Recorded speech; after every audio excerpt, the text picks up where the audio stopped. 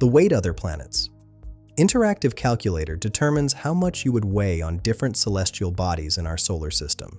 This tool has 5 calculation modes in a drop-down menu: weight on selected planet, weight on all planets, mass from Earth weight, surface gravity from weight ratio, and escape velocity comparison. For this demonstration, I'll select weight on selected planet.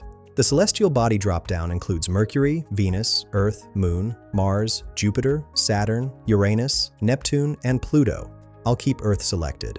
There are 4 input fields: mass in kilograms, weight on Earth in newtons, weight ratio as W/W_Earth, and object mass in kilograms. Let's calculate using these values. Mass equals 70 kilograms. Weight on Earth equals 686.7 newtons. Weight ratio equals 0.378, and object mass equals 1,000 kilograms. After clicking Calculate, the tool processes your inputs based on the selected calculation mode. For weight on selected planet mode, it shows your weight on the chosen celestial body.